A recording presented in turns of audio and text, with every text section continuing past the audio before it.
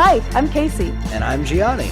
I never finished reading the Animorphs books as a kid, and I still haven't as an adult. And I've never read them. We can't tell you where we live. But we can tell you that we want to revisit these books as adults and dive into what we would keep or change if we were to put it on TV. Two friends, 50-something books. Welcome to morphinbuddies. And then the music kicks in, and then people are just so ready. Hey everyone, welcome to the next episode of morphinbuddies with me, your host, Casey Cisnowski, and Mr. Gianni DeMaio across the screen. Yo, what up? Yo! Got my Snapple. Yeah, you got your little yellow shirt, you got your Snapple, very fancy. Yeah, I mean, well, you feeling yourself today? I'm feeling good, you know? I woke up at 6:40 a.m., could not get back to sleep. Cool. Like, you, I know, wake up super early for your work. Yeah, I was going to say, that's sleeping in for me. Yeah, I do not do that at all. So that was like great. I mean, my dog always wakes me up early in the morning to, you know, take her out or whatever. But then usually I'm like, let me get some shut-eye for another hour or two, get a little nappy poo going in. Did not happen today. Didn't happen today. So then to treat myself, I got myself a nice little Snapple peach tea, and I put on my yellow shirt, and I'm living life large. And that is more information than any of these people need. Hey, you know, I'm a fan. I'd like to know. Thank you. Yeah, for those who don't know, I work at a gym. So I wake up Monday through Thursday at 3:15 in the morning. Yeah. Yes, you heard that correctly. 3:15 a.m. I am getting up for work. And power to you, brother, because it doesn't get easier. I would have killed myself if I was doing that. If you sing it, it's not bad. That's what I would have done. That's how you get away with it. Yeah. Yeah, no, I've been doing this job for a little over a year, and it does not get easier. Love that for you. So, love that for me. Yeah, the dream job, finally. You made it. Heck yeah, baby. Hey. So we have a little email that just came in. Just a little one. From our buddy Logan. What's up, Logan? Hi, Logan. Logan. So Logan said, "It's been weeks since the Megamorphs 2 episode came out, and even longer since you recorded it, but I thought I'd take the time to clear something up. In the episode, Gianni said that Tobias's wing was broken and he couldn't use morphing to fix it because morphing does not heal injuries to your main body. Right. In the lore, morphing heals both your own body's injuries and injuries on the morphed body. The reason Tobias's wing was broken was chalked up to Sario Rip nonsense in universe, but in reality, K.A. Applegate forgot about morph heal rules and didn't remember until the draft was being proofed by her editor." That is hilarious. No way. Hell yeah, dude. But she kept Tobias's wing broken since she needed Rachel and Tobias to be away from the Animorphs, which is why when the Animorphs do reunite, there is one line where they say they fixed Tobias's wing off screen, off page, off to the side, question mark? Figured the reminder of morph heal rules would be useful going forward. Okay, bye. No, Thanks, is very Logan. helpful. Thank you for that. Thank you, Logan. I think sometimes sometimes when we're talking through plot details or something, I just get caught on like you know, you ever like fill in things that you're like, no, I'm pretty sure that was there. That was definitely one of those moments where I was just like, oh yeah, that must have been why, because XYZ. Yeah, and I thought the same thing. I appreciate the clarification. Yeah, I was like, I guess that's right. Maybe I just don't remember that in the past. But no, I was right. Now we know. That makes way more sense. That's so funny. But I mean, look, you're 18 and a half books into the series or whatever. Actually, more than that, really. She was like 20 books into the series at that point. You know, of course she's going to be... She doesn't have a lore master. Crippling a little bit. Yeah, she doesn't have a lore master yet. Crippling under the weight. She's also churning these things out, like eight books a year? Something like that. It's a lot. It's insane, the work that she was doing, just absolutely churning them out. I guess there was a Scholastic book fair every other month because she just had a new book for it every time. Look, I'll So, be at every Scholastic book fair I can get to. You know what I mean? yeah. Love The fact those. that there's as few mistakes in these books as there are is pretty Yeah. astounding. Yeah, it's pretty impressive. Good on you, Applegate, and Michael, the husband. And Michael. And Michael, the husband. Michael Gray. So, Gianni, we read this week book 22.5, the Hork Bajir Chronicles. We sure did. How are you feeling about it? I liked it. I liked did. it. Mm-hmm. I didn't love it. I had seen on the Reddits that I combed through, and the various sources of online people that I try to avoid spoilers from whilst trying to gauge their opinion. I had seen some people are Hork Bajir Chronicles truthers, love this book. Some people are haters. I fell completely in between the two of them. I think that this book has a lot of really good ideas. I think in particular the central relationship between the two protagonists of the story I think is awesome. Really strong, yeah. I think because it starts as kind of like an anthropological assessment. Yeah. You know, sort of basically just let's learn about this new race. Let's see what they're like.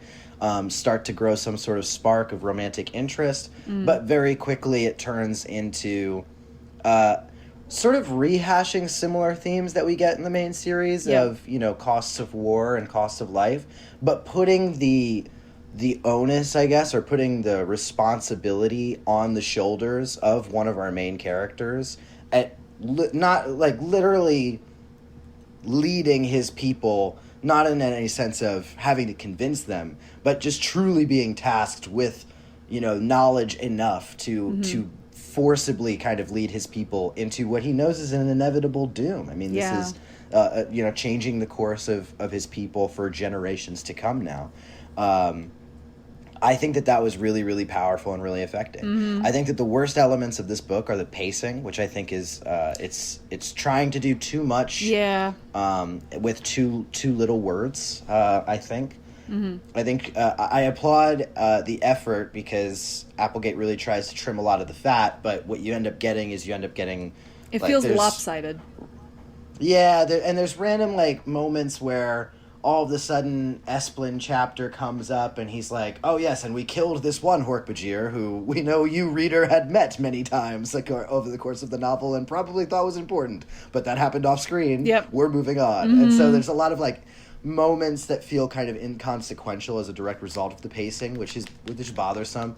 And then I would also say, outside of the two central protagonists, there's really nobody in this story that's not very one note. Yeah. Even Alarin's appearance throughout the story feels very much in line with some of the other Andalite characters who are basically just designed to reinforce whatever theme Applegate is trying to get across, and they're pretty awful and humorless and it's a characterization that is I guess necessary for the thematic weight that she's putting on it, but it's a bit ham-fisted, a little bit, and it seems like and it's a bit repetitive as she goes through some of those other characters. So liked Hork Bajir Chronicles, certainly think that it has some worthwhile stuff in here. But what did you think? Yeah, I agree. I think I liked it a little bit more than you did. That there were some parts that I found that were very exciting. I think Doc, is that how we say his name? Doc Hummy? So I heard it as Dak. And okay, I we'll say Dak. Heard it because I listened to the audiobook of this one. All right, then I will trust your ears. Dak Hummy, I thought was a very compelling character. I loved every time the book shifted to his perspective and the way that he was starting to process things and figure things out, and his reactions to understanding what a situation really meant, even when Aldrea was trying to hide stuff from him, he could still figure it out and draw his own conclusions and have a really strong opinion about that. I thought that stuff was really compelling, and I really enjoyed that. I kind of wish Esplin was a different character. Like, Yeah. we know who Esplin becomes. Yeah. I wish it was somebody else entirely. Yeah. I wish it was not, spoilers, Esplin becomes Visser 3 in the future. I wish Esplin was a completely different Yeerk, completely different character, had nothing to do with Visser 3. Yeah, I agree. I thought that would have made for a better story, because, like, we all know that he's going to get away. Mm-hmm. And the way he gets away is so, like, infuriating. I like, looked at my book and I said, really? We're doing this again? And This is how we're doing this? And it happens twice, if I recall, as well. Because there's another time where Yes. she pretty much has him dead to rights, and then she's like, "But I'm not a killer, I guess," and then like puts him Yeah. outside, and you're like, "No, what? What do you mean? It's crazy." So annoying, and I'm like, no, like we can't keep doing this. This can't keep being an escape for a character just because they need plot armor. Yeah. So I wish that Esplin was someone completely different, and even if he dies at the end, that's fine, because at the end of the day, we still are following Aldrea's story and Dak's story, and where they end up. So that, I think that was probably the biggest issue I had with it, was just Esplin being in it. I didn't want him to be in it. So yeah. I don't think he needed to be a protagonist character either. I didn't think anything that he was informing He didn't really give us a ton of of new information. Yeah, and the things that did felt like it could have been inferred, and I think probably is more interesting if it's like a much more subtle, like, invasion, so to speak. Yeah. The fact that we outright knew what Esplin was planning was like, how many men do you need? None. I'll do it myself. I'll just grab the Hork Bajir body and I'll go in. And I thought, okay, this is very interesting. And then you get to the sort of like middle of the book climax, a little bit past the middle of the book climax, with that big all-out, like, war has started moment. Yeah. And it seemed very clear where the lines were drawn.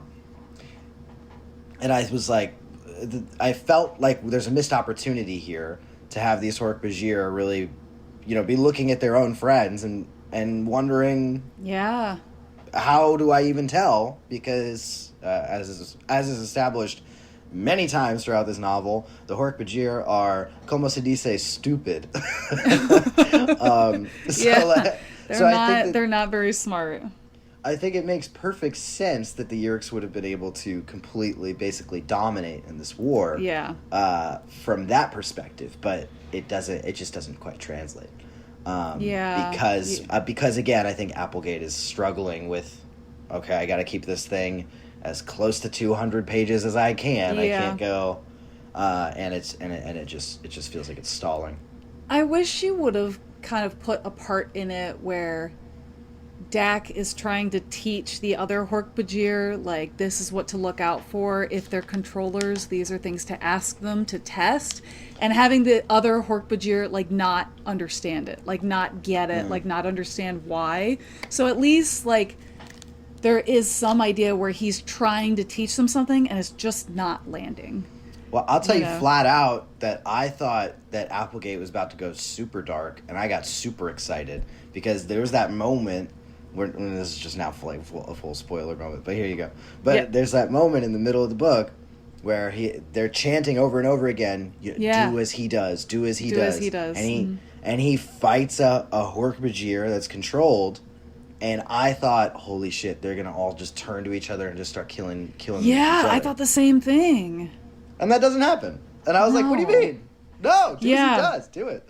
That's bleak and crazy and awesome and interesting and that would have been brutal. really, really interesting. And then have him watching, like, all of his friends, like, dropping dead and being like, no, this isn't what I meant. This isn't what I meant. Yeah.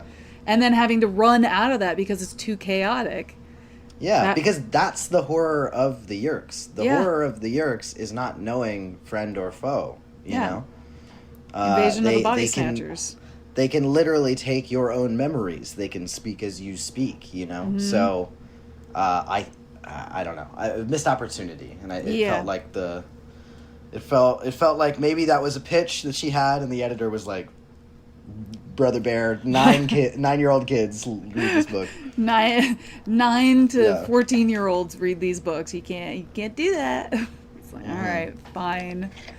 But yeah, that would have been a really interesting turn. I would have loved to see something like that happen, especially since this is kind of like an offshoot from the main series. I feel like the offshoots should be able to be a bit darker, a bit more adult, because they're dealing with war. Like, all the offshoots we've had, besides the Megamorphs books, are dealing with the actual war and how it started from different sides and different times. Right. Also, I thought this was going to take place, like, way far in the past. It takes place in 1966, which I was like, what? I love that they throw that in there. They're just like, Earth date, by the way. And you're like, oh, okay. Yeah. Sure. And then when they were, like, doing measurements, they're like, oh, yeah, it's about 2 miles away. And I was like, hang on, you guys don't use the metric system on the Hork Bajir planet? What? But I thought that was funny.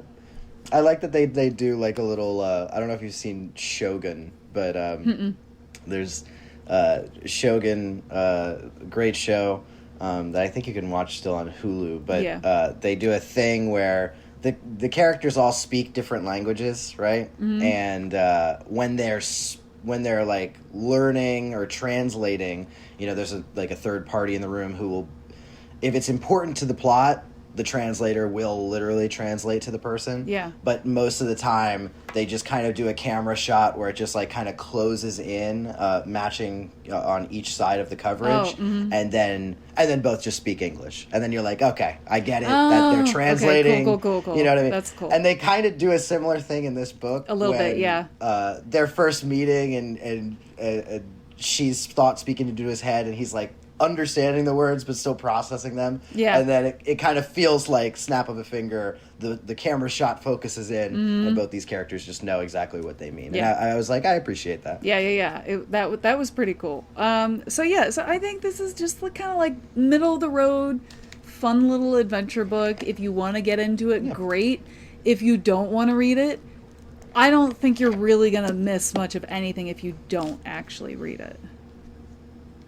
Yeah, maybe, I don't know if it's going to be important, the thing that's revealed at the very end, like the last page of the book. Yeah. I don't know if that's going to be important or not, but that would be the only thing I would say, you might have to read Hork Bajir just for that. But yeah, it's skippable. It's skippable, but it's fun. Mm-hmm. Cool. So should we dive right into it? Let's. I'm excited. Do it. So who do we start off with, Gianni? What little boy do we start off? Or boy? Did I say boy? I meant a bird. just a bird. He's literally just a bird. And I don't even know what he's like dealing with at this point either. The only 2 times that we see him in the novel, he's just talking about how he's like so pissed or upset or whatever. He's got to go clear his head. I was like, at this point, it's just so expected that Tobias is going to be angsty, that he's just going to be like in a constant state of like, I got to get out of here. I got to spread my wings, clear my head. I got to fly in the sky. So he's just going through it. He's flapping around. He decides he wants to go back to... And I actually forgot what the fuck he was talking about. But he decides he wants to go back to basically the secret garden in the mountain that, if you recall... the dumb valley. Ages ago. Eons ago. In a million books that we've read so far. No, but there's like this sort of valley where they had essentially saved the lives the Elemist. With the help of the Elemist had basically... allowed this outcropping, this very difficult to find outcropping, to now be a safe haven to the Hork Bajir that they were able to save. And Tobias decides to go back there, and he finds the place, ends up seeing that there's actually... Oh, go ahead. Sorry. It's also, I think it's really funny that Tobias is like, oh yeah, the Elemist created this valley in the mountain for the Hork Bajir to hide in. And now, not that the Elemist interferes with the lives of other species, so he claims. Right. And I was like, yeah, Tobias, we're on the same page. Yeah, because the Elemist is fucking bullshit, dude. You can just do this at any time, dude. But loser! You're right, Tobias. We've been saying that for several books now on this podcast. So you're speaking our language, Toby. So he goes to this valley and ends up seeing that actually a lot more Orc Bajir, who seemingly have been saved from the Yeerks, have joined, and they're all just sort of living peacefully and in happy harmony, munching on trees and living life. And as Tobias' thought speaks to them, they immediately decide, actually it's story time. We would like to tell you the history of our people and kind of what went wrong. Now, and he finds out Jara has a baby Hork Bajir. Sure, yes, that'll come little back. Baby at the girl, very tiny, a very little thing, but it'll come back at the end. So they decide to tell the history of their people. Now, this story within a story, we have to assume, is certainly not directly dictated by these Orc Bajir, because they speak in just like broken English, has no like Jar Jar Binks Dobby language. Yeah, and there's no way they would have been able to know the thoughts of Esplin, Aldrea, and even Dak for that matter. But regardless, or irregardless, I don't remember. Well, anyway, one of the two, one of those two words. They pop in, and it cuts to, I can't remember who's first. I think it's Aldrea first, and I think so. And she is basically witnessing her father's disgrace. Her father being Prince Zero, who, as we know, is responsible for giving the Yeerks the technology that has made them, that has made them a force to be reckoned with now throughout the galaxy. So Alaran is disgracing him, chastising him in front of everybody, and Aldrea, his daughter, has to sort of watch in agony as this happens. Yeah.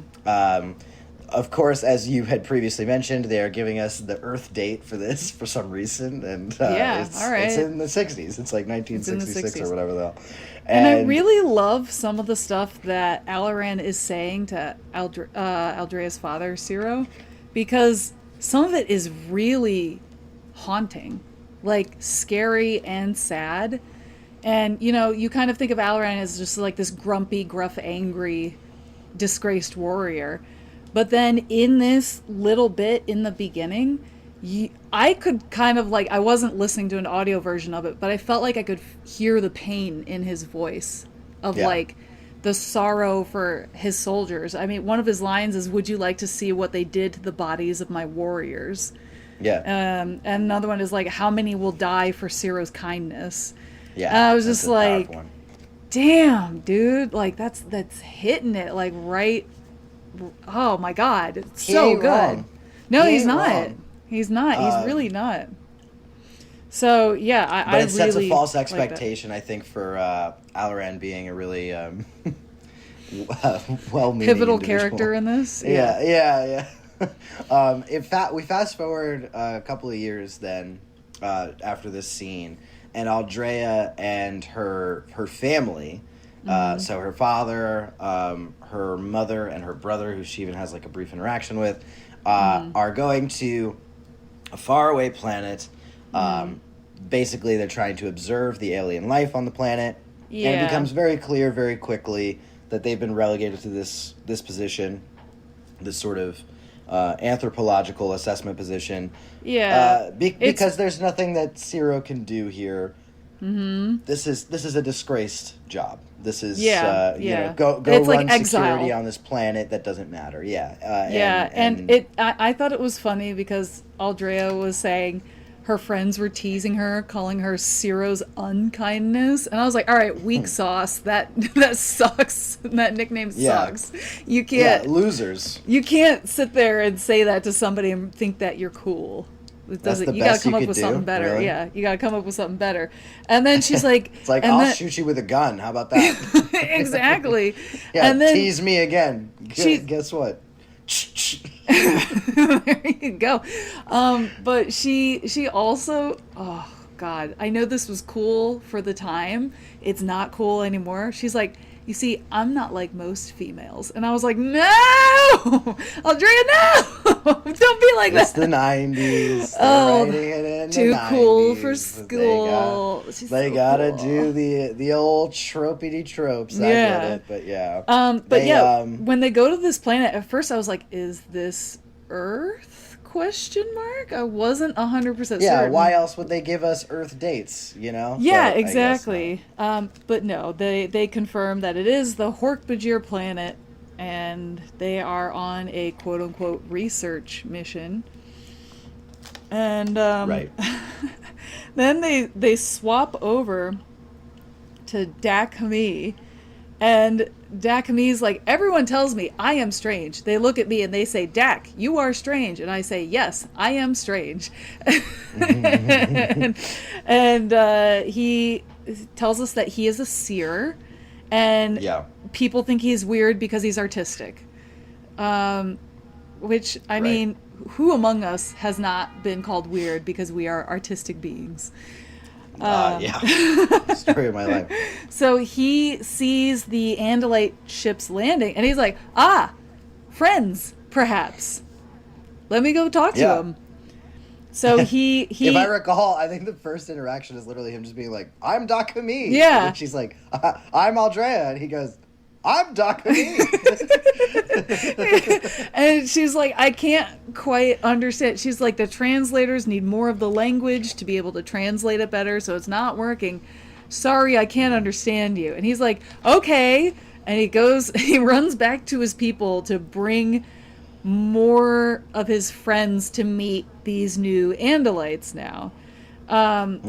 And even though the Andalites are having problems communicating with the Hork Bajir, the parents decide it's okay to leave our kids with these creatures, and they just walk away. Yeah. Which... Well, it's important to note, like, because as the book reminds you again so many times, the Hork Bajir are stupid as hell.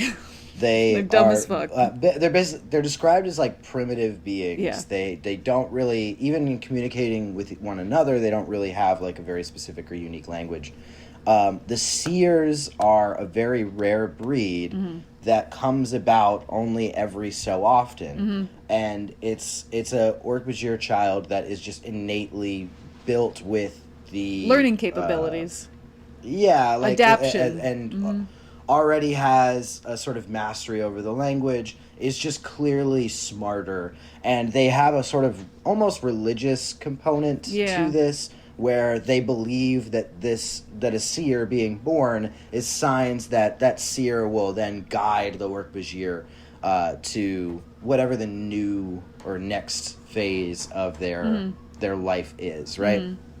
So obviously, like, Dak is very daunted by this position, but the immediate thought amongst the Hork Bajir is, well, this is clearly what you were meant to do, Dak. You need to now guide us, so to speak, by interacting with this alien species. Perhaps this is your mission as a seer. So he's essentially given free rein, like you said, to interact with these strangers as they then begin, and him and Aldrea end up forming a sort of friendship as she's teaching him and is constantly surprised that he is so advanced and being able to learn a lot of different things. And even her dad is like, they're dumb. You don't have to talk to give them anything complex. Yeah, he writes it right off. Yeah. Zero was such a letdown in this book, too. Yeah. I really was like, oh, yeah, we get to see the guy who naively is responsible for everything that happened with the Yerks, and I'm really excited to pick his brain and get his perspective on that and why he needed that, and you don't get any of that. No, it's just, he's such a weenie in the beginning of the book. He's just like, these are my friends. They wouldn't do that. And Alarin's like, you want to bet? Yeah. Do you know them? Yeah. Are you sure? You sure about that? John Cena has entered the chat. Are you sure about that? So Ciro is just kind of, I thought he would be a bigger part in this book. He's just kind of a weenie in this book. He kind of sucks. So just some dude. So then we swap to Esplin's point of view, and he's like, I was in a GED for my first host, and having sight was incredible, and having a body was incredible, and I only had it for 15 minutes. But I want more, and like he's clearly power hungry, clearly wants a lot more for himself, which, you know, you would think Ciro would consider when introducing sight to blind creatures, but no, they're buddies, they're friends, they made friendship bracelets, so they're good. He's like, you promise you're not going to use these powers for bad? And he's like, I promise. I wittily I promise. promise. We will not. We will Widowy not. never ever. I will widowy never do that. But yeah, he basically establishes very early on. It's like very clear that this is Visser 3 as you're reading it, which confused the shit fuck out of me because I thought I was like, oh, Esplin, that's his twin or whatever, but it is not. I guess they have the same name, and I just forgot that. But they have the same name, and one of them is the Prime, and one of them is not. So that is... Well, one is the superior, and one is the, like, alternate or something. I can't remember. That is what they throw out there. So you're like, okay, sure. But, yeah, the whole time I was like, wait, what? And then it's not until later when he just has a passing mention of his twin brother and him joking by a Yerk pool that I was like, oh, okay, this is the Visser 3. So, anyway, he basically says that his dream is to get an Andalite host, and he wants to learn everything about them so that he could be able to fight against them more effectively. So he has a knowledge, so he can pass as an Andalite once he infests one. So. Yeah, he's an ambitious guy. What can we say? He is. He's got a whole a vision board for himself, as it were. Yeah. So there's another brief time jump after that. Yeah, so Dak and Aldrea, they start hanging out in the forest, and she's like, whoa, these cliffs are steep. And he's like, you could swing through the trees. And they have their whole, like, Twilight. Twilight with a jump on my back. But it's really interesting at this point in the book where they mention that morphing technology has just come out. Like, it's just in the very beginning stages. And Andalites don't really have that technology, is not common with them now. So Andalites don't morph as of right now, which I thought was really interesting because what I got from earlier books, it felt like, well, Andalites have been doing this for forever. You know, they've had all this technology. You think, but no, it's really only been 30 years before we're in present day in these books, which... I mean, if we go back from now, that's like they only came up with the technology in the 90s. Like, ew. Yeah. That's Listen, do you ever read something and you're like, hope she knows what she's doing with this? Because that was one of those things where I'm like, listen, I hope this lore doesn't come back to bite you later, but just write it down. Because I would just simply not have mentioned it at all because I personally, as a writer, would not want to deal with timeline-wise being like, okay, so this technology would have been created then, so I can't do a book. I can't do a book before that point because then they wouldn't have that ability. Or if I do that, then I have to be able to talk about it without them using their morphing. So I would have steered clear, but like props to you, Applegate. You do your thing, girl. I hope it pays off. I really thought the only reason it is technically quote-unquote new technology is because of a plot point later on in the book that she uses the morphing technology. And I was like, okay, I just hope that, like, we stay on this path of, like, this is when the technology was invented. So we'll see. Hopefully. So anyway, Aldrea grabs a bird from the sky and is like, watch this, and she acquires the Chadu bird. She acquires the bird, and Dak's like, what doing? And she's like, watch. And she turns into the Chadu bird. That's what he's like. What doing? Yeah. And she turns to the bird, and Dak's like, whoa! It knocks his socks off. And she's like, I'm still me. I'm just in a morph. And I can only be in this morph for like 2 hours. So I'm going to fly. You can go through the trees. And let's have a fun time. And he's like, I'm down. So they glide through the trees, they fly. He's showing her all kinds of big views, and she gets a little scared, but also super excited. And then they come across the deep, which is a super spooky place. Now, when they came across the deep, the first point, one of my favorite books is actually called The Deep, and it's by Nick Cutter? Yes! Oh my god, by Nick Cutter, yeah. And terrifying. I read that book. Were you spooked? No. Are you kidding me? What is wrong with you? Okay, you're going to want to cut this out of the podcast. Maybe not. I'm about to be mean. I don't like being mean. Oh my god, Gianni. I hated that book. I hated Are it. you kidding me? I think I reviewed it. I think I gave it like a 4 out of 10. I did not like that book at all. Why? It's so atmospheric. I'm trying to remember it now because it was a couple of years ago when I read it, but I remember... Oh my god. I remember feeling like it just had absolutely nothing to say. It was body horror for body horror's sake, and I was like, you're not driving That's at true. anything. It was a little bit like that. Yeah. Everything building up to them getting into the not the submarine. It's like a station at the bottom. Yeah. The station at the bottom of the ocean. Everything that built up with the this plague and feeling like the answer is down there and the history that he might have and all that stuff's super interesting. And then the second he gets down there and it's like clear immediately that everybody's like losing their sort of minds to some sort of like cosmic entity and they're not really sure how to like make sense of it. I was like, this is interesting, and then it just spins its wheels trying to say something as he just reels through like his whole like tragic past with this weird kidnapping thing that then somehow ties back to somehow getting into the deep. Useless. Just no new information. None of the character relationships matter. All of the guys just dying willy-nilly. I was like, this is just, and it's just gross. It's just gross. Yeah. And I know that like I'm not squeamish or anything like that. Like I'll entertain body horror for any sort of purpose. It really just felt like so stale. Just didn't have anything interesting to say. So sorry, not to be Debbie Downer on the Nick Cutter thing, but yeah, I did not like that book. I think that's a totally fair assessment. I think when I read it, I was not expecting anything big, and I was shocked at how much it scared me, kept me on the edge of my seat, anxiety. And I could only read a couple chapters at a time, and there's a very sad part right in the middle where I was just sobbing. And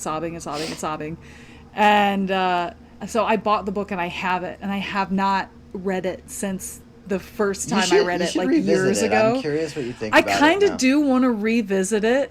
I did get another one of Nick Cutter's books, The Troop. I've heard about The Troop. Don't. Yeah, but don't. It is disgusting. Yeah, someone described it to me as like it's The Deep, but just grosser. And I was like, yeah, it's disgusting, dude. And in a setting that I want nothing to do with. Like the whole reason I was attracted to The Deep is because cosmic horror is my favorite subgenre of horror.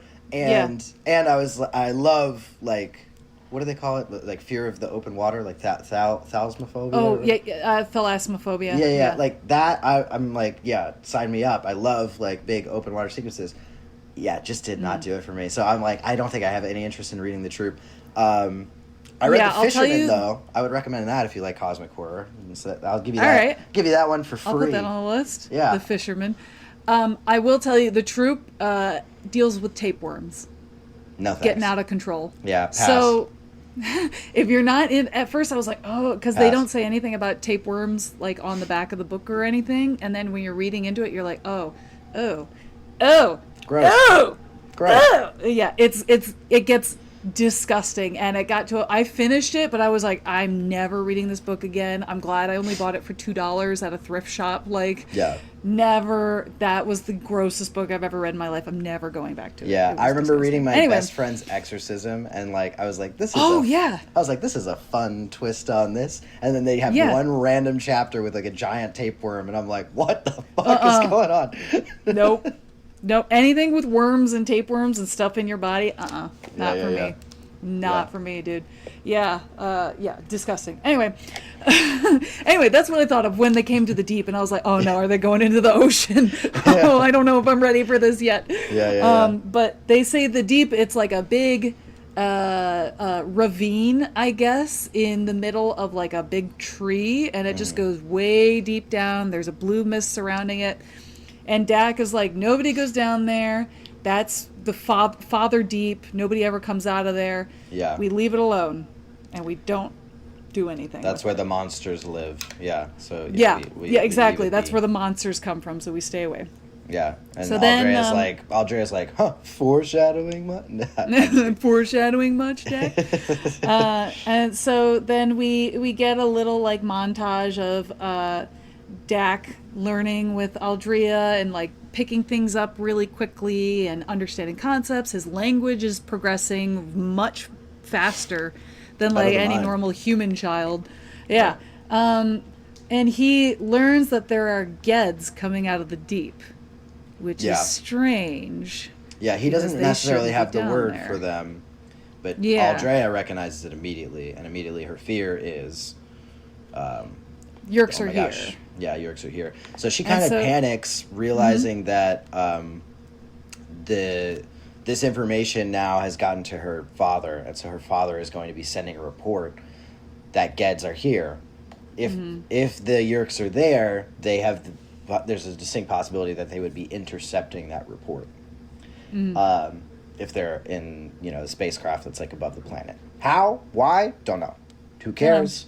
Yep. But what's important is that it's going to happen. So she's rushing to try to get to her father as they're running through the forest. They're trying to get there.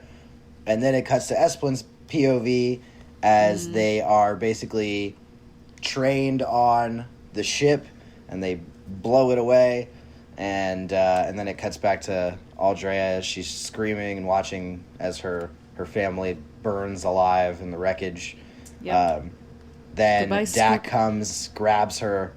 It's like, we have to get out of here. They rush to run away. She then kind of haphazardly explains some of the history with the Andalites and her father and the Yerks. And almost immediately Dak gets it, and he kind of sees the inevitable doom that's going to result from it in regard to his people, because he's pretty much almost immediately overwhelmed and sorrowful. And it doesn't seem like Aldrea recognizes it yet, or recognizes why, but it seems very clear that Dak is already bearing the weight of responsibility of realizing that his task as seer is essentially to lead his people into a war that they have no business fighting. But there's really no other option. They've been backed into this corner. And they're not prepared at all. Like, they're gentle creatures. So, so I... let me see on my notes. So Dak grabs Aldrea, says they gotta get away. They meet up with a couple Hork Bajir controllers, and they stab the fuck out of Dak. Dak gets stab. And then Dak slices through a guy's spine. Just cuts right through. And Aldrea's like, damn. And Dak is now saying, we gotta go, we gotta run, and they run off. And Aldrea's like, this is how you save your people. You did pretty good back there, but like now all your people have to start doing this. So as they're running from the controllers, the only place they know to go, let's head to Father Deep and escape them, because nowhere is safe right now, because more of them are coming. And then there's a big Jubba Jubba monster. Jubba Jubba. Yo, my boy Jubba Jubba. He's a big, scary, okay, this is not going to make any sense, but I think you're going to know what I'm talking about when I describe it. Like the angry toast cartoon guy with like the white spiky teeth? Yeah. That's what I imagine a Jubba Jubba looks like. Great. He just looks like a giant piece of cartoon toast with white spiky teeth. Lock it in. That's exactly correct. That's a Jubba Jubba. I don't know why. That's just how he is. It's that way because of the way it is. So the Jubba Jubba monster comes out and wrecks these controllers and scares them away. And Dak and Aldrea say, okay, I guess we're going to go into Father Deep. And Dak is like, well, but my people, I have to go warn them. And Aldrea's like, okay, but I'm going to go into Father Deep. I can't stay here. And Dak's like, uh-oh, what do I choose? What do I choose? He decides to go into Father Deep. And then he wrestles with that guilt of that decision of like, was that right? Was that wrong? Like, that was really interesting. They walk for hours and hours through this blue mist until they reach pretty much like almost the heart of the Father Deep. And I was getting like a little bit claustrophobic just reading this because the description of like the hot mist and the dark and the unfamiliarity, and I was just like, gross. Yeah, I don't like made that. Me all sweaty. Yeah, all sweaty and uncomfortable. Then we swap to Esplin's point of view. He was the one that was de-spined by Dak. Yeah. And so he is barely alive, but able to like sort of slither out of this fucking Hork Bajir's brain, leaving him in his own agony. Yeah. But he also laments that the curse of what they're able to do now in being able to take entities, in their parasitic way, does not save them from the response of pain. Yep. There's no way that they can filter it out, which was just kind of interesting. yeah, that was really interesting. They incorporated that element. He did not like the pain. Not that anyone would, but... Yeah, and it was interesting that he didn't have a sense of what pain felt like until that moment, which was, I thought, a really interesting point, because, you don't think of Yerks being able... Like, not being familiar with pain, I guess, since they're constantly in agony because they can't see and they're just swimming in a little pool. But anyway, I thought that was pretty interesting. The controllers they're like, I think the Andalite's dead. And Esplin's like, I don't. And they're like, well, we do. And we don't want to go in there. And so Esplin's like, I will find her. I will kill her. And then I'll be a sub-visser. That's the plan on my board. Then they swap back to Aldrea and Dak, and they find a village, and nobody's around, and it's just like a bunch of like stairs and little settlements, and they're like, what is all this doing here? Very interesting. Right. Dak decides to take a nap, and Aldrea thinks she's catching feelings, and she's like, what is this fluttering in my chest? Yeah, and then she starts talking about how she's like, well, I am of the age where I'm supposed to get horny now. I love that Applegate constantly puts in, like, they're of age. It's fine, which is much appreciated. Much appreciated. Yeah. But... Trust me, guys. She's 18. There's consent with my aliens. They're both 18. And Aldrea's like, yeah. Trust me. Yeah, Aldrea's like... Yeah, Dak's about the same age as me, so we are the same age, therefore we can have feelings for each other. But it would never work. He's a Hork Bajir. I am but an Andalite. It will never work. Yeah. We're totally different. So different. We're totally different. So different. And then... We're literally so different. we don't even know each other. Oh my god. So actually it's really funny. Lately I've been watching a lot of Love is Blind because I'm trying to escape from the political drama our country has become.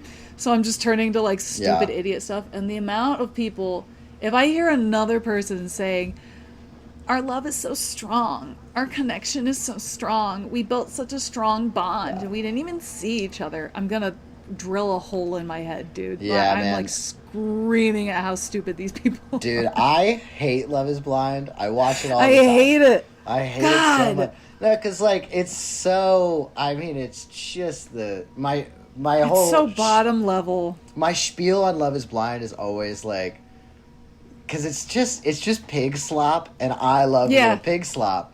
But they'll be like, yeah, you want more pig slap, little piggy? And I'm like, yeah, oink. And then they're like, oh yeah, you want more of this drama? You want this weird love triangle? Oh, what if we introduce? Oh, what if she's back now? What do you think about that, little piggy? And I'll go, yeah, oink. And they'll go, yeah, you like that? I'm like, yeah, I like that. And then they're like, just kidding. Now you have to watch this boring bullshit for like 3 minutes. And then you're like, no. They always do the the bait and switch, and then the filler episodes where you skip through half the episode because nothing is being said. I'm like, come no on, new information. I get it. You know, Dude. yeah, this couple's really good. They're probably gonna get married or whatever. I don't care. I don't give a fuck. I don't care. I was like, give me the pig slap. Give me the pig slap. And they're like, yeah. You like pig slap? And I'm like, yeah, I love pig slap. And they're like, here's broccoli. You're like, no, get them back in the pods. It's so funny because I just started watching the show like a month ago, and my friend Brittany at work is the only person that will talk to me about it, and she's super excited for me to like experience the show. Oh yeah. And I'm just at the end of the 3rd season right now, and Andrew, the Asian eye drops guy in season 3, okay, yeah. If you haven't seen Love is Blind, quick side tangent. There's this guy named Andrew in the 3rd season where he got rejected by both women he was interested in. And so he's sitting in like the confessional, and the producer's like, so like, how do you feel like being rejected?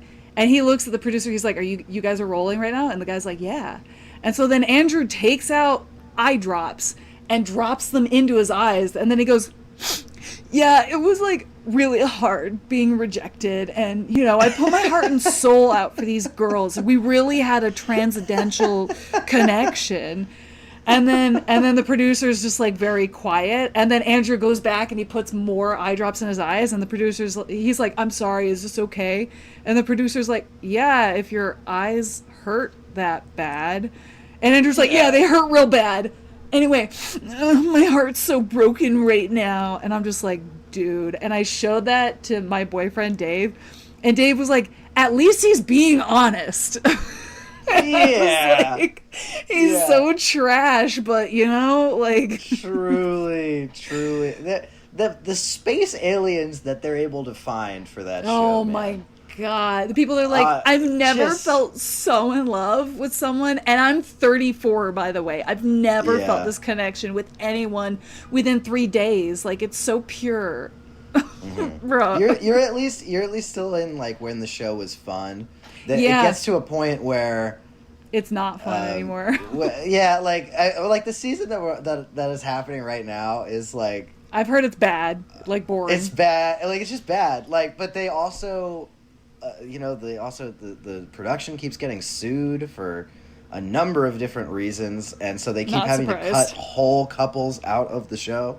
Oh wow! It's kind of a. If I was working on that show in any capacity, it would be a nightmare. I think. Yeah. Because you're just constantly like, just dealing with, I think, a lot of really awful people who are there for nefarious reasons. Yeah. And then like a few little sweethearts mixed in, and a bunch of producers who are trying to take advantage of all of it, and then you're constantly thinking like, but we have to stage it so that we can maybe cut this person out or this storyline out entirely, because now we just keep getting lawsuits. So it's Love is Blind should probably end. Yeah, but, it absolutely won't. should. No, it won't. And the Lachey's, I'm just like, guys, this is not an experiment. We've done it so many times. It's not an experiment anymore. No, it's failed. It's so failed. It does not work. You can't say it. It's the same thing with the ultimatum. The ultimatum is, I actually like it better than Love is Blind, because it is. Yeah. It is people coming in with a sincere attempt to fix their relationship with an ultimatum, and it doesn't fucking work at all. Yeah. Ever. I have not seen the ultimatum. You got it, Johnny. I watch a lot of trash TV. If you like Pig Slap, it's better than Love is Blind. I'm telling you this right now. Second season is forgettable. First and third season, pure. Yeah. Don't watch the other countries. Just watch the original. I think I gotta do it. You gotta take the plunge. I didn't put up with like 40 seasons or whatever the hell of Survivor for nothing. You know what I mean? Like I like my not that actually Survivor's not slop most of the time. That's what I've heard. Like, yeah, I like my slop. You know? It's sloppy, it's messy, and you are like, what did you expect from like I like show? Love Island. I like that stuff. I've never seen Love Island. Usually I don't go for reality TV, but right now, this year, I think this is the year of reality TV for me. Listen here, all right? We're already like 18 minutes into this tangent, so we might as well just close this out with this. Love Island. Yeah. The UK Love Island is masterful. A Is it? stroke of genius Is it? across the board. Yeah, I jumped in. I watched season 3 first. And then I was like, I need to watch every You're single so in. thing. You're so in. I would say if you're interested in Love Island at all, you should start with season 3. I think it's a very accessible point in the show. Yeah. It's got probably the best cast of characters, or one of the best cast of characters in the show. And then if you like season 3, then you can go back to the other seasons. Yeah. Season 2 is a dumpster fire in the best way. Awesome. Season 4 is hit or miss. Season 5, incredible. season 6, good. Season 7, unreal. Season 7, arguably the best season of television maybe ever produced. That's amazing. It's incredible stuff. So that's my endorsement. There you go. Yeah. Enjoy. If you like slop, that's your slop. I think they fill that trough to the brim, brother. Yeah, that sounds incredible and also awful. Usually the only reality TV slop I'll watch are the first 10 seasons of America's Next Top Model, and that's it. That's the only reality TV show I'll watch over and over again because it's just awful. But yeah, now I'm into The Ultimatum, and now I'm sort of into Love is Blind. I'm not really enjoying it, but I do feel like I have to get through it. So, I don't think you ever really enjoy Love is Blind. See, I think there's moments where you're like, I like this. And then there's moments where you're like, I got to take more mushrooms. But that's like the difference between that and like The Ultimatum, because The Ultimatum, you want to keep watching it and just be like, I can't believe these people are this dumb. Like, I can't. What did you expect? You brought them here.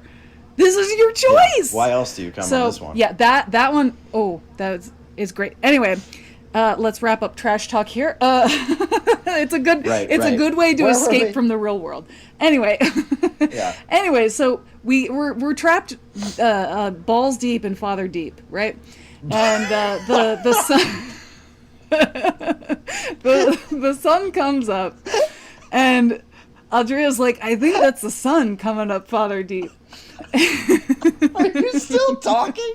How can you have other words to say after you say balls deep in Father Deep?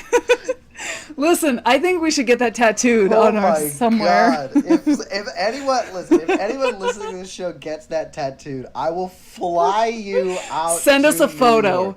You have to send us a photo. Please come meet us. Tattooed. I will fly you out to New York. And we will take you. We will take you wherever you want to go. Wherever you want to go. Absolutely. We will take a day off work. We will come and meet you and spend the day with you. That is like, I don't know where that came from, but it just came out of my body. You know what I mean? I lost count of how many tattoos I have at this point, but as someone who has, I don't know, maybe over 10 or something, and a lot of them stupid. That is the craziest tattoo pitch I think I might have ever heard. Balls deep in Father Deep. Because what I like about it is that's so niche that only like a very, very small portion of people would even know what you're talking about. And the rest of the world is just going to look at it and just wonder. What does that mean? And just wonder. Good Lord. Oh my God. That's so good. I'm going to sign all my emails balls deep and Father Deep now. Holy shit, man. Good Lord. It feels profound to say it. Like, yeah. It is about balls as deep profound and as a 20-minute Love is Blind conversation in the middle of an Animorphs podcast. All right, so they're balls deep in Father Lord. Deep. The sun is coming up, and they realize the walls are starting to shine and sparkle with different colors. Right. And it's actually small creatures. And at first, Aldrea's like, ew, what is that? And Dak is like, huh, interesting. They're kind of like Chadoos, but they're not. And they start talking to these little creatures. And it's really funny because Dak is like, or it's either Dak or Aldrea. I don't remember who says this. But they said, he speaks my language. And then the little bird creature is like, how I communicate is irrelevant. What I'm communicating. Yeah, you're like, I don't know okay. why. It's just like, it doesn't matter how I communicate. I'm communicating. It's like, all right, geez, They chill. introduce themselves as the Arn. And how do you say his name, Gianni? The Arn? The Arn? No. How do you say his individual name? Oh, I don't think I have it in my notes. I don't even remember what the hell his name was. I wrote it down because I was like, that's a lot, Robin. It's Quats Hinnikon. Oh, that's why I didn't write it down, because I heard that and went, "Yep, gobbledygook, got it." Yeah. I did too at first, but I wanted to write it down. Other. Yeah, got it. Yeah. So Quits Haderach is that was for all my Dune heads out there who got that. There you go. But anyway, so the Quits Haderach is basically explaining to them, kind of, what the whole idea of Father Deep is, and essentially what he did was, in order to basically like protect the planet or make it habitable, he needed to create an alien race that was willing to basically deforest, I guess. So he created the Hork Bajir. So this he needed the trees to reset the balance, so then he created the Hork Bajir to take care of the trees. There we go. Yeah. So he admits to being basically solely responsible for an entire creation of a species. Not just that species, though, also several other species, because he didn't want to sort of commingle with his creations. So he put them up there, created Father Deep to essentially burrow himself away. Yep. And then the blue mist and the other monstrous animals that we had been sort of describing were created to keep them out, keep them at bay, as they essentially made the planet more habitable. So obviously Dak is listening to all this and kind of wishing that he didn't know any of it, but yet again something thrust upon him that he has no control over, and now is just burdened with the knowledge. He ends up actually being the one to come up with the plan that essentially kind of pushes the Arn into helping them with the war, because although Dak does not want to be a part of the war, he now has some semblance of a responsibility to it, and pushes the Arn to basically use his control over the monster species that are in Father Deep to assist them with the war efforts above. And his reasoning for it is that, if you want the planet to remain habitable, if you want the Hork Bajir to remain here, then you need us. So therefore, this is sort of an investment in your future as well. So the Arn agrees, and they have their army, so to speak, now. Then it goes, I believe, to Esplin, as he's describing how his invasion into this Hork Bajir colony has been a resounding success, and actually way simpler than he thought it would be. Because all he really has to do is just be like, "Hello," and then they're like, "Oh, hey," and then what's they up, just friend? go on with their day. And he's like, "This rocks," and of course, as they're kind of going about their day to day, and Esplin is gathering information, who appears but Aldrea and Dak, who are leading an army of absolute monsters. Aldrea and Dak both call to the Hork Bajir, essentially asserting, do as he does, referring to Dak and wanting to lead them into basically being a war-practicing people. They watch with bated breath as Dak does begin fighting, and they then take on the command, quote, kill, and they begin fighting the Yeerk-controlled Hork Bajir, and exclusively the Yeerk-controlled Hork Bajir, because for whatever reason they are able to easily discern the difference. I don't know. While all of that is going on, Aldrea sneaks onto one of the Yeerk ships. She starts to prepare a message to send out to the Andalites, but then she's interrupted by Esplin, who basically threatens to infest her. Basically kind of unveils that as his ultimate plan. She then morphs into the giant toast monster that you were describing. The Jobo. and like has him completely dead to rights, and then she's like, okay, I'm gonna put him outside. And she chokes him until he goes unconscious, and she's like, okay, all done. Like, no. Sure. So then she connects to the Andalites. She gets the message. She sends the message. She says to them, the Yeerks are here, and that obviously gets their attention. And then she escapes. The fighter blows up, and it destroys the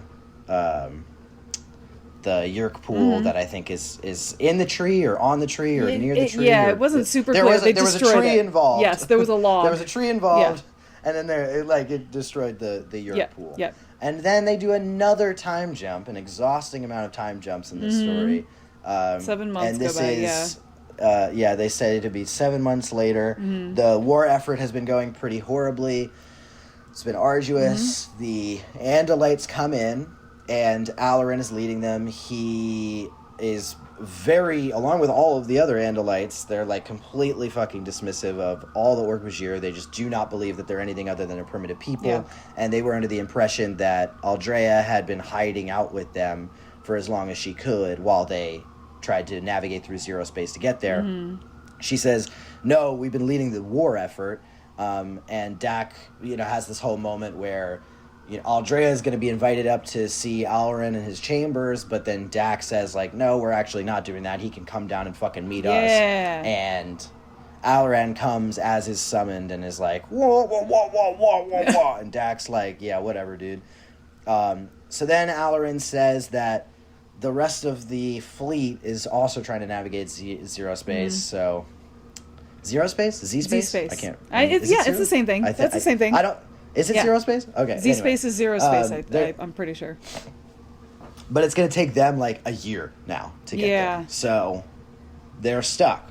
They ask how the war effort's going. I also think this is interesting. They say basically that 70% of the Orc-Bajir army has been killed or captured. Which is really sad. So they're losing by a landslide at this point. And it doesn't seem like Alarin and these guys are going to be the answers to their prayers. Yeah. They, as they cut back to Esplin, he's explaining his promotions. He says that, so-and-so, he's killed some random Hork-Bajir who's popped up a couple times through the novel and stuff. And basically everything's going so super smoothly.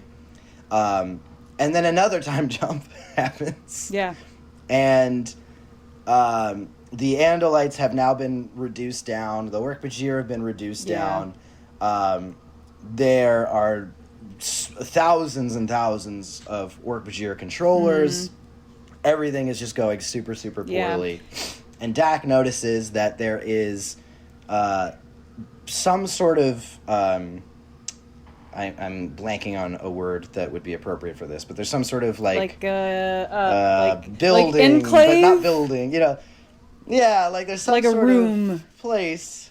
That's being guarded constantly by Andalites. He tries to inquire whether or not Aldrea knows. She has no idea what it is, but she just asserts that she's happy to help, and they have this whole bickering about whether or not he really trusts her. Yeah. He actually breaks down to her at a certain point and is lamenting over the casualties that they've had to suffer being pawns in a war that they never intended to fight. And he also talks about how he feels like he's constantly being made to feel inferior by the Andalites, and Aldrea's not really standing up for him.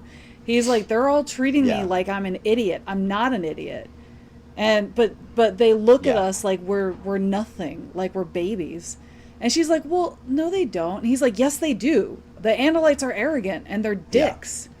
Yeah, get a grip. Yeah, get a grip. Do you listen to the way they talk to me? Like, it's pretty obvious. And she starts to be a bit more supportive and understanding of kind of what he's going through.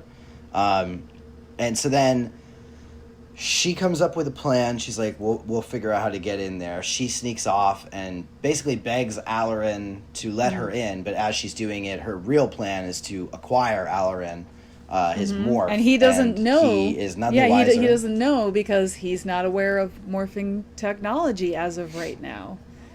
So... Sure. And so she then brings it back to Dak, and... she then poses as Alaran, and the two of them march into this little room, so to speak. They use his identification to access the computer that's there and discover that the purpose of the computer is it's essentially creating some sort of biochemical weapon. Obviously, we knew about this history being the downfall of the Hork Bajir. I believe it was introduced to us in the Andalite Chronicles, but it might have been mentioned passively before that. I'm not sure, but yeah, this is something that we're expecting. Of course, this is the whole reason that Alaran was disgraced in the first place. So we have an idea of what's going to happen. Aldrea and Dak. Yeah, Aldrea and Dak immediately are like, we need to get rid of this. We need to destroy this, and make sure that the Hork Bajir don't die out this way. This is something that's going to ruin.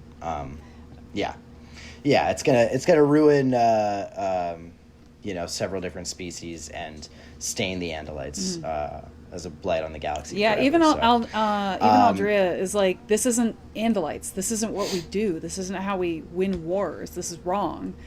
So she sets the lab to like explode, and she grabs the virus, and she's gonna figure out some way to destroy the virus without it getting out of the canister and killing everybody.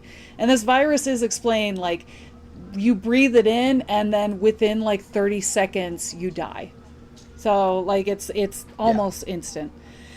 So then they get out, and then the whole lab explodes, and everybody looks, and they're like, what's going on? And so Aldrea and Dak both run to the bridge, which is supposed to be right above the planet's core, and they're going to drop the virus onto the planet's core so that way it melts, and it's just there in the middle of the core rather than being breathed in by all these Hork Bajir.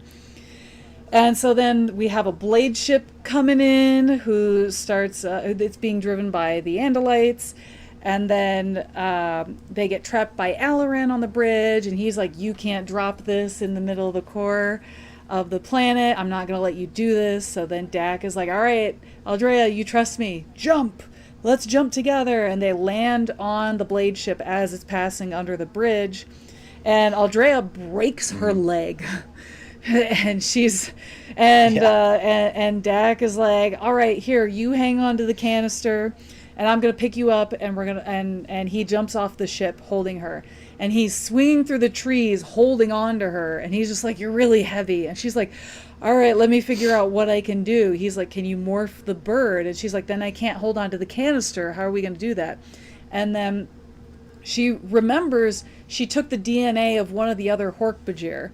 And she's like, I'm going to morph Hork Bajir so I can hold on to the canister and swing through the trees at the same time. Great. So that's what she does. Aldrea says, hey, you know what? If the virus gets out, I'm going to die with you. So, because I kind of like you. And yeah, because I kind of really want to bang you, actually. A little bit. Just a little bit.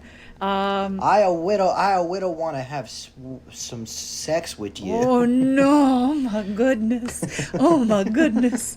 And then they touch front horns, and they have a little connection there, which is cool. Yeah, and she's like, this must be just how they kiss, just like when and it like teaches us how Andalites kiss. It's like pressing your hands against someone's face or something. Yeah, putting your hands on your face or something, which is like, that's fine, but like, I was like, okay. I could have gone my whole life without knowing that's how it's done, but sure. I mean, what are they going to do? Just press their faces together without any lips? Yeah. Weird. I mean, how do they procreate? Go ahead, Kay Applegate. You won't write it, but we'll take a swing at it. If in a shot in the dark, if she ever decides randomly that she wants to make a podcast appearance, that is the first thing that I am asking her on this show. Oh my God, we got to ask her to write some fiction. How do they fuck? First question, how do they fuck? Hi, K.A. Applegate. Thank you so much for being here. I really, really appreciate your time, and it's truly an honor to meet you. Having spent so much time with your writing, it's been really, really inspiring for us. I think our first question here is, how did they fuck?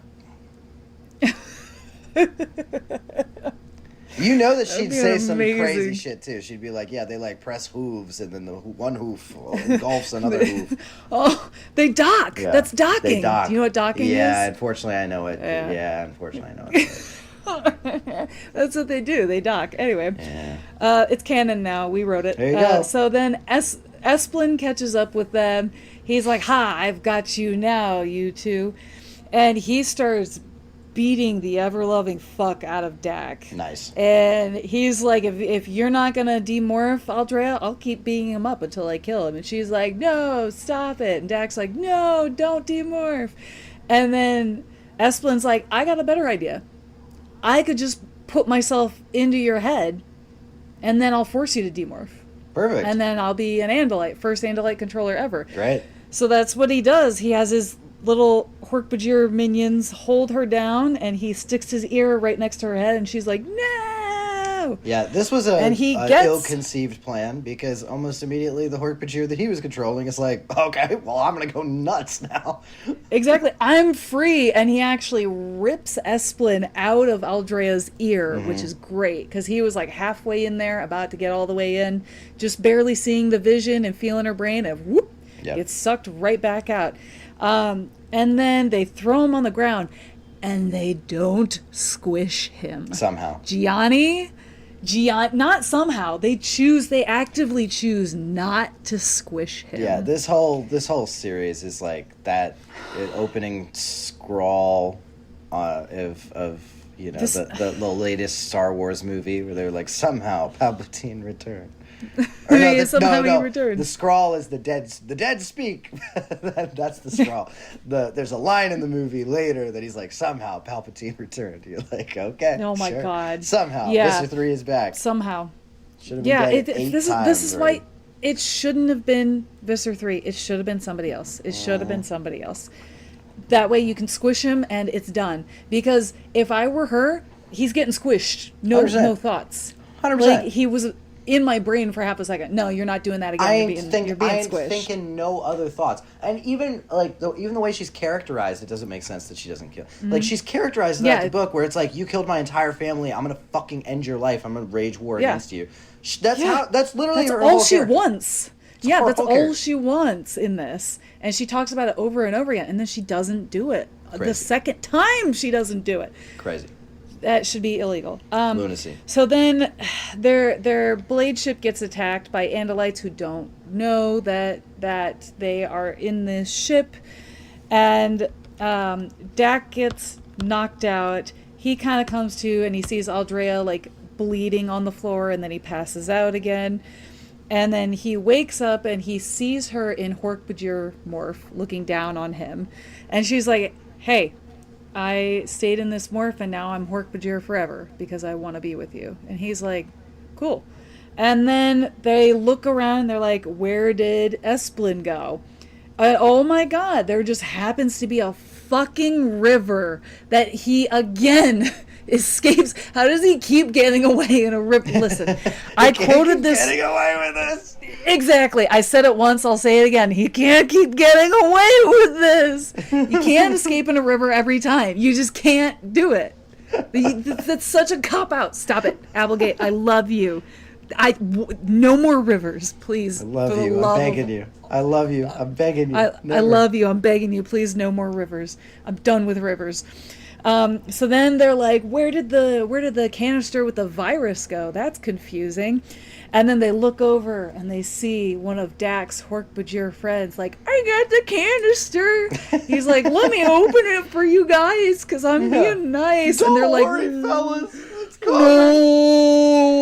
Yeah, they're like, the wind is blowing it that direction. Let's run in this direction. Yeah, let's run in the opposite direction. And they watch him starting to die. Like they watch his body start to shake and the realization hit his eyes that something is wrong. And then they're like, we gotta go, which is so sad. And I did really like this little twist that, Alaran always blamed himself for releasing the virus on the Hork Bajir. And he even took that responsibility, even though if we're going by this book, he doesn't know for sure that it was his fault, but he's still taking that responsibility. There's something like really noble and sad about that, and I really like that was in there for Alaran. Yeah, it's a shame that he's characterized so like one note in this book because I do think that makes him a more interesting character. If we were able to pick his brain a little bit more, I think it would be interesting. I think I would rather have an Alaran POV just for a couple chapters than an Esplin POV in this book, but. I agree. Just splitting hairs. Just to give him something other than I'm a hardened warrior and I know what I'm doing, you know? Yeah. Something other than, like, Hork Bajir are stupid. This is dumb. You know, like, pick his brain. Like, see why he's opting for biochemical weapons against the will of all of his people and his own morality. Like, I think that's more interesting. That would have been such a better spin rather than being in Esplin's head. But, you know, we'll do that in our TV show. So then they run off and they go to where the Andalites are, trying to get on the ships, but the ships have already taken off and they're flying away, and now they are stuck on this planet. And Dak has a really nice line here where he's looking at Aldrea and he says, I could see her and that would be enough. And I was like, that's actually a really beautiful line, you know. Just after everything that he's gone through with his people, after everything that has happened in this book, and he's like, you know what, I'm with her and that's enough for me. And it's just kiss me on the horn right now. Just kiss me on the horn, boy. Yeah, so that was a really nice little spot. And then we pop back to Jarrah Hami, and Jarrah's like, Misa, Dak's grandson. And Tobias is like, because you have the same last name. And Jarrah's like, uh-huh. And Tobias is like, whoa. And then that's how families work. Whoa. And Jarrah's like, this is Toby. It's named after you.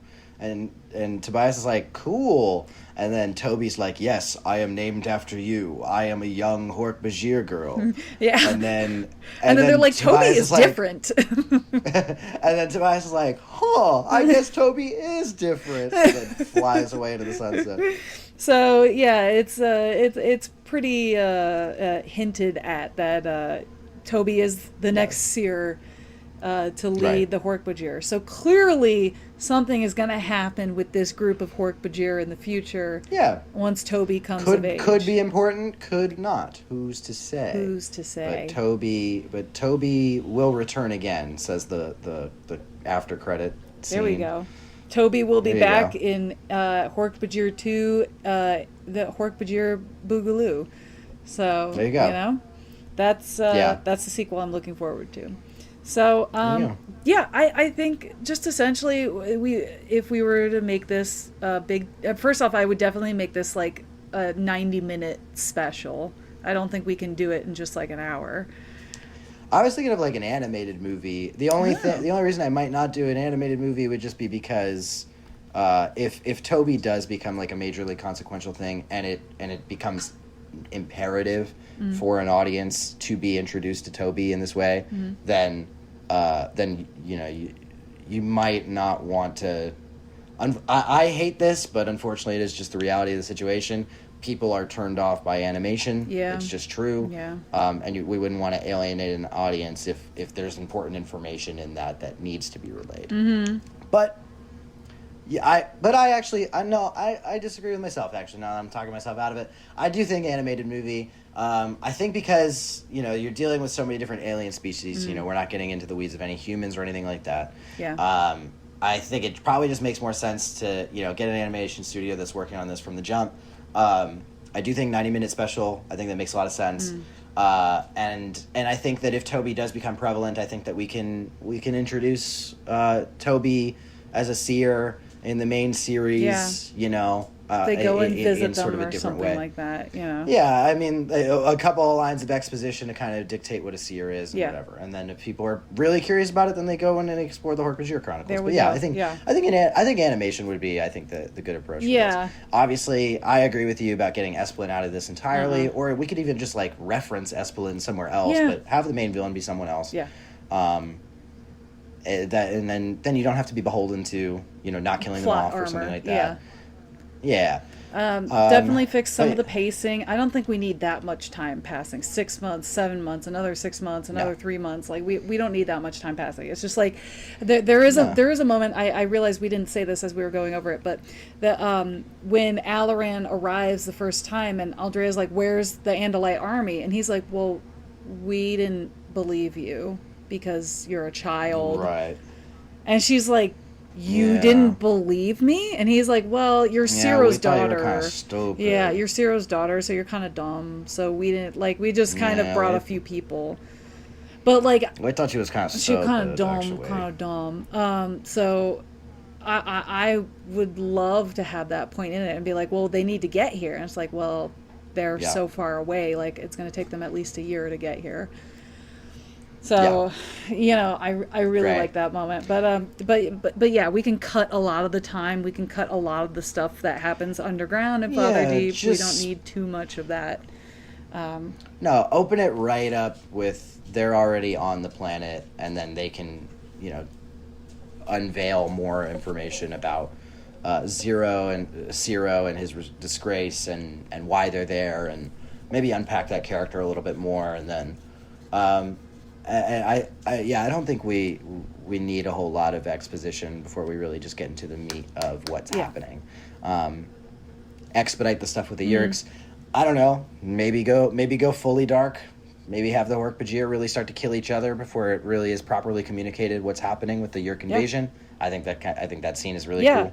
I think it's really ambitious. I do too. I think it's really fun. I think it would be surprising for a lot of people. And I think the animation style would make it so that it's not so violent that it would turn other audience members off. But yeah, those are the changes. And if we're going to animate we would it, opt it's for. not going to be 3D animation. Let's do traditional animation. I'm so tired of these bubbly 3D Let's make it character 2-bit. designs. Let's make it 2-bit. Make it Mario An 8-bit. old school, baby. Yeah, It's just side-scrolling. That's the whole movie. make it into Animal Well, you know, for my video game nerds out there. You know what I'm talking about. There you go. Let's fuck it. Why not? No, I why think not? I would opt for. I mean, we're 90s kids, so this is just kind of natural. But I'm more of a hand-drawn animation prefer. I Myself. miss that stuff too. I miss that style. Yeah. There's so many things you could do with it. Yeah, I think the animation style that they used for like War of the Rohirrim that just came out is probably the closest like reference point I have as to the visual aesthetic in my head. But if you're curious, then you can check out War of the Rohirrim. I think it's on Max now, so you don't. If you have a subscription to formerly known as HBO, you could just watch it. Or if you are a pirate, there are other ways. Arg. Sail the piratey seas. Arg. Anyway, arg. All right, let's get into this next book here, The Pretender. Oh yes. Let me pull it up in just one. Yeah, I think you're gonna like second. this one. You're Okay. gonna like this one. This cover. This book or this cover? This cover. Oh boy. Come on. What? The fuck is this? What? What's the matter? Is What's the matter? Come on, dude. What is it, Gianni? Why did they need the boy in it? Like the morph itself is like kind of not bad. I mean, You the gotta remember images he's are a kind boy. of scarring, but no, I don't need to remember he's a boy. He's a He's a little bird boy. boy. He's a bird. He's a boy. He's literally just a bird. Yeah, no, it's Tobias. But it's like a hazy, like far away Tobias. Yeah, and then it's a crouched. bird, and the bird slowly becomes a rabbit. Yes. Yes. Oh man. And what's that tagline say? Okay, it says Tobias is about to discover the secrets of his past. Ooh, are we finally going to address who his father is? Pray tell. Maybe. Pray tell. Wow, very Maybe. consequential. So what do you Could be think's going to happen interesting. in The Pretender before we get into the synopsis? The ghost of Elfangor walks among us. Son. The dead speak. Son. Yeah, no, I don't know. Somehow it's going to be tied to figuring out that his father is Elfangor. I don't know how you incorporate that into the story. I'm very excited to see. I just hope that they don't do anything else with the Marriott because I'm done with the Marriott. Let's get rid of the Marriott. Wait, that's where he meets his father, Gianni. The presidents do not need to be at the Marriott at in Forks, Washington. So as long as that's not a part of it, then that's all I care about. But yeah, I'm interested. No clue where it's going to go, though. I don't know how you're going to get from point A to point B on that, but I'm very excited. All right, so the synopsis says, someone's looking for Tobias. Someone who says she's his long-lost cousin. Oh? Tobias isn't sure the person is telling the truth, but she's really nice. And she knows a lot about him. They say that in the Yes, synopsis? it says that. But she's really nice. And she knows a lot about him. She's real sweet. And what she tells Tobias definitely gets his attention. It seems a lawyer has discovered Tobias's father's last will and testament. Okay. So Tobias needs to attend the reading. His quote-unquote cousin even offers to go along. But something just doesn't feel quite right. That's when Tobias, the other Animorphs, and Axe decide to do a little checking on this cousin. And what they discover will change the rest of Tobias's life. ... Oh my gosh. Do you think the cousin is going to be an Andalite? Ooh, could be. Wow. That's interesting. I mean, these synopsises really get a lot of plot. They do, without giving too much away. Yeah, wow. So, okay, there you go. I'm on board. I guess down. we'll find out. Yeah, we'll find out. I don't remember this book. This is the point where all the books start to get real hazy for me. I remember bits and pieces. I remember certain covers, and I remember a couple really interesting stories in future books, but I don't remember this one so much. So interesting. All right. Yeah. Well, I'm ready to dive in. Let's see. Awesome. Well, if you're ready to dive in with us, you can tell us all about it at our email address, morphinbuddies@gmail.com. Mr. Gianni, why don't you spell it out for him? morphinbuddies at gmail.com. Don't do it. Don't do it. I did it for the last one. I'll do it again. Don't do it. So, if you have thoughts, feelings, questions, concerns, opinions, constructive criticism, let us know. If you find any especially spicy fan fiction that maybe Applegate unofficially wrote. Keep it to yourself. No, you can absolutely send it to us. We'll read it on air. We'll do it. Actually, I do think it'd be fun to get to the end of this series and then read just like a slew of fan fiction. I think that would be really fun, honestly. If we're craving more Morphin Buddies content, I'll put that out to the people. If you're craving more Morphin Buddies content at the end, when we get to the end of this series, and you want to send us fan fiction, we'll keep it cataloged and we'll read. We'll do like a post. What is it? Postscript. Yeah, there you go. Postscript. Yeah, I will entertain it. I will do it. Yeah, I also thought maybe once we get halfway through the series, if we can find like the first episode of the TV show and just like watch it and talk about it. Oh, definitely. Yeah. For an episode, I would love to do that. I think we'll be able to find it. I'll look. We could probably find it on YouTube, honestly. I'm sure we can. Yeah. So you can send us all that stuff at morphinbuddies@gmail.com. Otherwise, we hope you have a fantastic day. We hope you are if it's your birthday, happy birthday. Definitely. Yeah. If you walk into a subway car, I hope you have a seat that's already waiting for you. Yes. And there's no creepy, stinky, angry, and crazy it smells people. Great. I hope it smells great in there. Clean. And you make a new friend. Yep. Make a new friend. Oh, yep. Or you could be like Gianni, where you lock eyes with someone on the train and be like, "Oh my God, and are you we fall in love? Yep. Are we in love? Yes. And you do fall in love. I hope that for you. Yes, 100%. I hope that for you. I hope that. I hope that the best for all of our little Morphin buddies. Okay, this episode's getting long enough. We love you, everybody, and we'll see your preferably clean ear holes in the next episode of Morphin Buddies. Woo!